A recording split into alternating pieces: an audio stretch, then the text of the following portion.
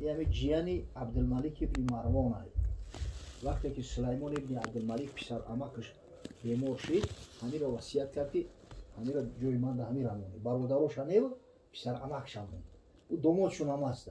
او به خاطر آنکه حقیقتا هم عالم کلانترین بود، هم بین‌نهایت عدل داد داشت. عمر ایسانیش میگفتند. آن حضرت بسیار غمخوار بود. اما از من امیه بعد حضرت معاویه بعضی همین کمبودی و نقصان ها از پشتش سر زدگی یا خود به عقلی ها از جمله همین سری امام حسین خیلی که همین ابن کثیر در البدایه و نهایه آورده است و یا روایت میگه که در خزینه همون دمشق بوده است کلاه امام حسین تا زمان یعنی سلیمان ابن عبدالملک. بعد همین عمر ابن عبدالعزیز سخت میگیره که او کلاه را بر این فرزند پیغمبر در همون جایی که بدنش هست در همون جا گوش کنه. مقصد باید روایت همونجا بردنش، باید روایت در قبرستان دمشق بردن گوش کردن. یکی نمی لعن گفتن به حضرت علی از بالای منبر خطیبا میگفتیم متاسفانه. همین عمر ابن عبدالعزیز همین را منع کرد. بسیار آدمی مقصد همین مسئله را غمخوار و دلسوز بوده. همین حضرت خوب میبینه. اگه خوب فقط خوبی پیغمبر حجتی 100% میشود. پیغمبرها خوبش رؤیای صالحه. دیگه شخصا وقتی خوب بینن امکان داره که خوب درست باشه، امکان داره که غلط باشه. دیدی خوب حجت نمیشود. اما او حضرت همین در این باره که فکر زیاد میکرده است. عادتا کی آدم خوب میبینه وقتی در باره چیز زیاد فکر کرد. حضرت مولوی میگه که فیل باید تا چه قسمت اوسیتان خواب بیند خیته هندوستان. هندوستان در خواب فیل میدرویه میگه خر نبیند هیچ هندوستان به خواب. خرز هندوستان نکرده است اختراع. و هندوستان وطنش فیل وطنش هندوستان گشته کم کم در بارش فکر میکنه شاید در خوابش میبینه ای خر که خونه سوخته همین جای هندوستان است در قصه هندوستان هم نیست در خواب هم هندوستان هم نمیبینه. ذکر هندوستان کند فیل از طرف پس مصور گردد اون فکرش به شب. اگه حضرت هم که بسیار غمخوار بود همین فکرها را زیاد میکرد که عاقبت کار چی میشیده باشه. در همین مقصد فتنه هایی که بین مسلمانان زد حضرت شب خواب میبینه. در خوابش میبینه که روزی محشر روزی قیامت پروردگار یک تا یک قبول کرده است بنده ها رو سوال جواب کرده است. میگه همه حضرت علی برومد میگه از برگوی پروردگار روش برق میزنه مثل همه آفتاب برین. میگه نعره زد گفت قاضی علی کار به فایده من حل شد. حق به جانب من بوده است. همه همی جنگوده حق به جانب من بوده است.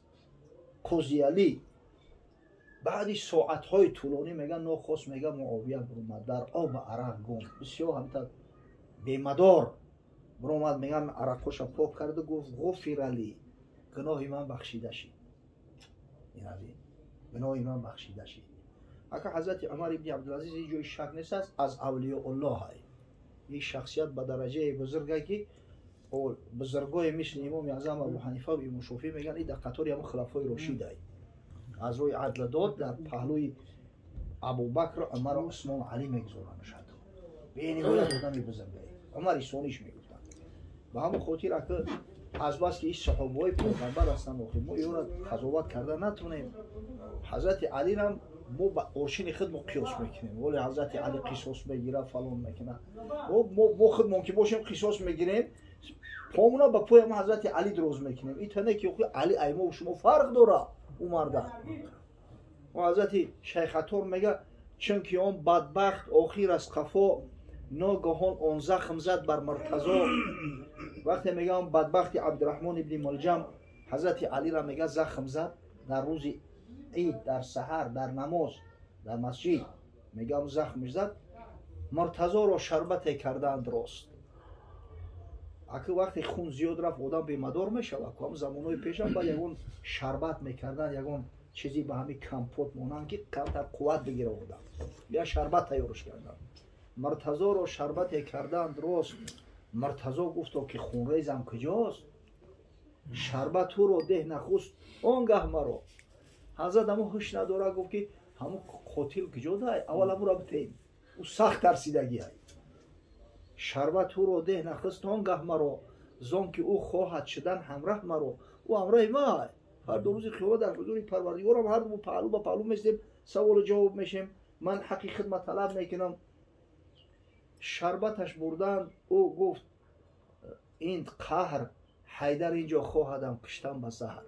وقتی شربت آوردن که حضرت علی گفت که اول امو را بتین، او کثافت دیل که سیاه زنگار بستگی و آشین خودش چین میکنده. با گفت این علی امر کرده است در روی همین زهر دختیان اگه زهر قد کشتنی من نخورد بدبخت. حقیقتا همین نیتی هر کس، همین دیلی هر کس از عبادت شروع بسته. صبح میگه دو نفر به هم ملاقات میکنن، یک تاش دزده یک تاش شیخ نمازخوانی بونداد مسجد رفته است. ای دزد ای دزدی اومده است. هر دو شب هم تخچورا پیچوندگی هم. شیخ دزد میبینه میگه آب بیچاره که ببینید هوای سر مسجد رفته است، عبادت رفته است. او برای خودش عبادت رفته است. ای کثافت دزد او را میبینه، اوه این خونه سوخته را جایی را زده است و بغلوش پر کرده است، برده است دزدیش. حسن الظن من حسن العباده میگه پیغمبر. همین گمان نیک از عبادت نیک میشه. مرتضی گفت به حق کردگار گر بخوردی شربت هم آن نابکار، من همه ننهادم به او به هم پیش حق در جنت المأوا قدم. حضرت علی گفت قسم به ذات الله اگر همین میخوردم شربت این مهمانی من بشی. گویا شربتی مرا خورده است، فردا روز قیامت دعوا میکردم که تو زمانی همین جنت نداری من نمیدرم. با عدو چون شفقتش چندین بود، با چه صدیقش هرگز کی بود. او که علیه که با دشمن اینقدر رحم و شفقت داره، اوی علی با صدیق با عمر با عثمان کی مقدره داره؟ اشون خوری بیو شفقتش چندین بود، با چه صدیقش هرگز کی بود. ای پسر تو بینشانی از علی، عین یا و لام دانی از علی. آخه تو میگه کثافت علی را چی میدونی؟ خب محبت علی داد میزنی و فیمون میکنی، تو علی را نشناخته هنوز. تو هم میدونی که علی به عین لامیو نوشته میشوه. مرتضی را میمکم با خود قیاس، زان که در حق غرق بود آن حق شناس. من همین کمبودیه که عادتا سر میزنه در جامعه از همین است. مقصد او بزرگو نگاه شو دیگر بود، روش شو دیگر بود، کار شو دیگر بود. این همین قجنگ نیزوهای بین حضرت علی و معاویه شده است. وقتی که واقعا حضرت علی کشته شد، شهید شد، معاویه گریست میگه خبر شد. بعد میگه زنش در پهلوش خواب از شب. این قصول قطعش جنگ کردی، لشکر کشی کردی، شمشیر بروش کشیدی، هیچ گریه با گریه میکنی. این زنه که جاهل گفت جنگ کردیم و جنگ کردن به، اما تو میدونی که کی گذشت؟ شخصی گذشت که امروز در روی دنیا ایودا بزرگتر هیچ که نیست. همین شخصیتی بزرگ، همون اصلا همون آدمای بزرگو را میشناسن، اعتراف میکنن. شاید دشمنش هم باشه، میگه که خونه آباد حقیقتا علمش به قوت های تقوی به قوت داره، اگر دروش هم که نگه یکون جوهک ده میگه در خلوت هم میگه. این هم میخواه کرو هست مقصد. با فرزندای علی معاویه بسیار نزدیک بود حضرت معاویه. با حسن مثل رفیق بودن. و همین گپ و گفتگوزارای بینشون از شوخی و هزلای ازای در کتاب اومدگه تعجب میکنی بخدا. هر وقتی که مدینه منوره می اومد حتما میرفت حسن را زیارت میکرد معاویه.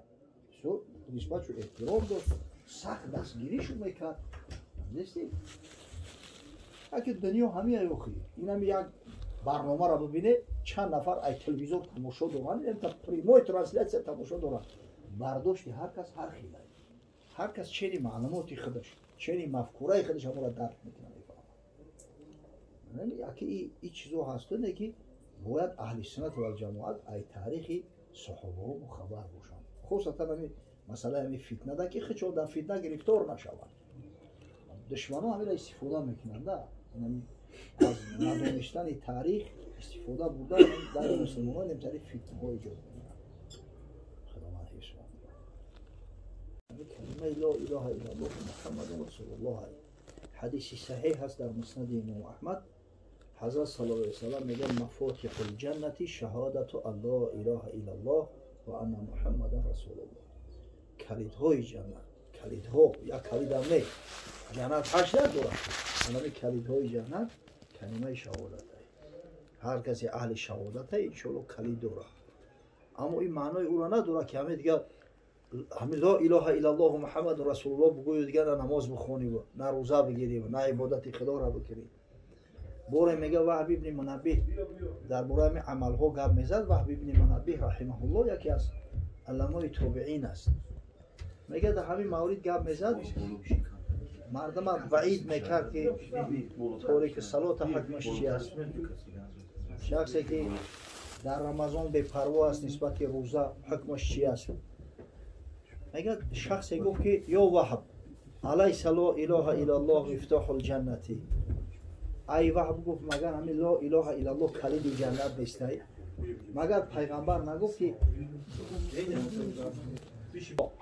ولکن لیس مفتاح الا له اسنان. بله گفت لا اله الا الله کلید جنت است. یکی کلید دندانه داره کلید به دندانه نمیشود. فإن جئت بمفتاح له اسنان فتح لك و الا لم یفتح لك. اگر به شرطی که کلید دندانه داشته باشه در در جنت و اگر دندانش موافقت کنه بدرویا درک شده میشود. نه که اگر کلید دندانه نداشته باشه یا دندانه داره و دندانش صفادت نمیکنن هیچ وقت در جنت برود باز نمیشود. مسلمانی مثال خانه ایدان که بنیادش بود بر 4 ارکان همان 4 رکن که از آن دین را ثبات است نماز و روزه و حج زکات است. به اینو کار بود نمیشه آخی. در حدیث دیگر اومده است حضرت صلی الله علیه و سلم میگه که الوضوء مفتاح الصلاه و الصلاه مفتاح الجنه. طهارت کلید نماز است. به طهارت نماز درست نمیشه و نماز کلید جنت است. همه خاطر انشالله باید عمل داشته باشه. آخی مرد مسلمان باید عمل داشته باشه. سوالت میکنن این عملو. یا شیخ بسیار بزرگ گذشتگی در تاریخ عرفان و تصوف شیخ ابو سعید ابوالخیر میگن. همین قولی رباعیای بسیار جالبی که در وصف خدا و پیغمبر گفتن میشه بیشترش به همون تعلق داره. حقیقتا شیخ صاحب کرامات بود. با درجه بزرگ بود، با درجه منزلت عظیم داشت که سبب تغییر خوردن عقاید ابو علی ابن سینا را هم شدگی میگم. ابو علی ابن سینا در محفل شرکت میکرد است. ولی همین ابو علی ابن سینا که در ابتدا بعضی از معجزه‌های پیغمبر را انکار میکرد که همین به عقل درست نمیآید، مثل نمو گریه حنانه و شق کمر و دیگر همین تا درجه تغییر خوردی. در کتاب الاشارات و تنبیهاتش میگه زینهار با کرامات اولیاء شبهه نیاره که مجرب است. در تجربه دیده شده ابو علی ابن سینا میگه. در یکی از همون محفل ها این ششتگی شیخ ابو سعید از بالای منبر موعظه کرده است. با همین اطراف همین عملهای شرعی گپ میزنه که او هشت اومد است تو بگیره که فردا روز قیامت از این عملو پرسیده میشه از نماز و روزه و حج و زکات. ابو رئیس هم شتگی همجا شیخ رئیس. بعد میگه ابو سعید گفت که یا شیخ رئیس گفت خیلی عملات 5 وقت نماز با جماعت در مسجد نخونی. شیخ رئیس طبع شاعری نداشت اخی. همونطور بداهتا میگه مایم به عفو او تولا کرده از طاعت معصیت تبرا کرده. آنجا که عنایتی تو باشد ناکرده چه کرده چه ناکرده. ما میگه تکیه به عفو پروردگار کرده. پروردگاری که همیشه رحمتش پیش غضبش میروه. پروردگاری که عفو وقتی که رحمت خدا شید و وقتی که فضل خدا شید کردگی مثل نکردگی میشوه و نکردگی مثل کردگی. شیخ ابو سعید هم همون بالای منبر در حال جوابش میده ای نیک نکرده و بدی ها کرده آنگه به خلاص خود تمنا کرده بر عفو مکن تکیه که هرگز نبود ناکرده چه کرده چه ناکرده. ای نیک نکرده و بد مقصد ای شخصی که کارای ظلم و ظالمی میکنی و فسق و فساد دست میزنی و با امید میکنی که ها پگه خدا کریم رحیم ای میبخشم با عفو تکیه نکن که هیچ وقت کردگی مثل نکردگی نمیشود. نکردگی جای کردگی را هیچ وقت نمیگیره. رحمت پروردگار به انتهای اما خداوند در قرآن تاکید کرده است افمن کان مؤمنا کمن کان فاسقا لا یستوون.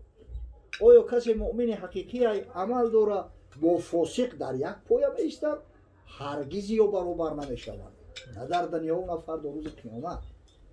برای کلید جنت انشاءالله لا اله الا الله و محمد رسول الله این مرتبه بسیار بزرگ است. هر کسی اهل لا اله الا الله باشه درجه بزرگ داره. اما فراموش نکنه که او کلید دندانهاش همین طاعت عبادات پروردگار است. روزه و نماز است، خیر احسان است. خداوند خیرات و احسانات بابای حجی را به درگاه بنیازش قبول کنه. فرزندای مرحوم در نامه اعمالشون ثبت بگردانه و روح پدر را در عالم برزخ از اعمال اینه که فرزندا خشنود و راضی بگردانه. هر کسی که را به خودش میگیره. ببینید همین تعلیم تربیت فرزندان برای خطای اصل شبگیری همین فرزند به چه خاطر تربیت میکنید؟ برای چی مسلمان ها هم آرزو میکنن که پسر داشته باشه؟ به خاطر اون که دوام دهنده کارشون است، زنده دارنده نام شده، فرزند صالح خوب که گذاشت در هم قبرم انشالله به عمل نیست گویا اجر پاداش یا عملای فرزند براش رسیدن میگیرن. همین نزگره می کپیتال فرزند صالح هر کسی برای همین کنه انشالله به خودش میکنه. خشو به حال جوان مردایی که همین را درک کردن فهمیدن سعی کردن که بعد سر خود فرزندای صالح قابل محیب با شریعت موافق بگذارن. خداوند رحمت مغفرت کنه بابای حجی و پروردگار ما و شما دم حیات اسلامی و مرگ اسلامی و فرد و روز قیامت محشور گشتن همراه مؤمنان نصیب روزی بگرداند. آمین یا رب العالمین. اما زمانهای پیش همین شخصای بزرگ اصلا نامشون نمیگرفتن. همین یک فعل خوب مردمی خود موندن بود. اوتای فلانی